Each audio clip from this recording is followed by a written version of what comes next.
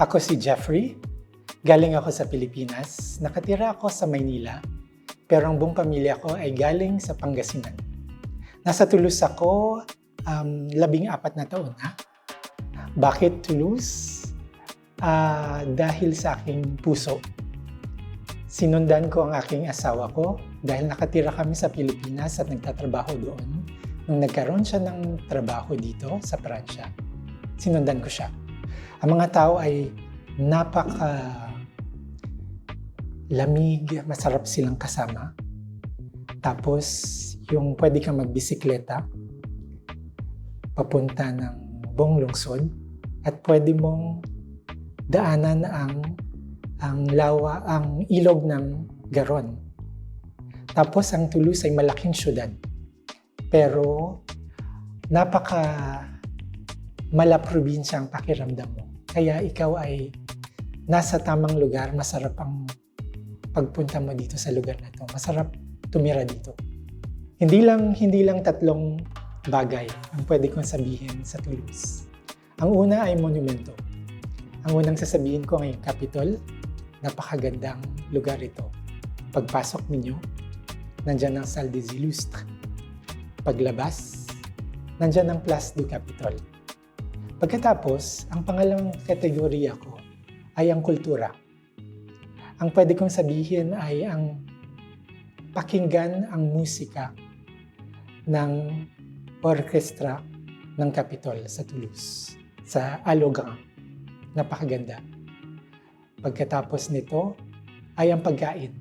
Gusto kong subukan ninyo ang pagkain, ang masasarap na pagkain ng Toulouse. Nandyan ang mga violeta, nandyan ang cassoulet, nandyan ang longganisa ng Toulouse, at nandyan din ang confit de canard, ang masasarap na pagkain ng Toulouse. Dalawang bagay na pwede kong ipakita ang Toulouse. Ang una ay makulay. Ito ay puno ng kulay. Una ay ang kulay na rosas. Ang sabi nila dito ay ang lungsod na pink or pink city. Yan ang kulay. Tapos nandyan ang violeta, nandyan ang blue pastel. Ang pangalawang masasabi ko ay ang kalamigan ng pagtanggap ng tao dito. Ako ay naging Toulousain. Gamitin ko yung ginamit nila na Charte de la Liberté Communale ng Toulouse. Ito ay nagsabi na ang isang tao na nilagay ang kanyang paa sa Toulouse ay nagiging otomatikong Toulousain. Kaya naging Toulouse ako. Pero ang masasabi ko ay ang puso ko.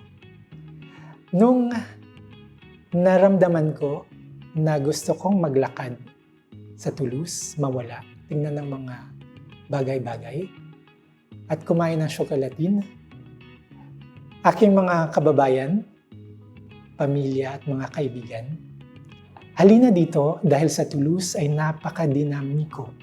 Ang lahat ng tao dito ay masigla. Madaling kausap ang mga tao. Pagkatapos, kung gusto mo kumain, nandito lahat ng pagkain na masarap kainin. At meron pang araw sa taas, tulad sa atin. Halina dito. Ito ay masigla. Maraming universidad dito. Halina lahat. Dalhin nyo ang mga kaibigan nyo. Tayo na sa Toulouse.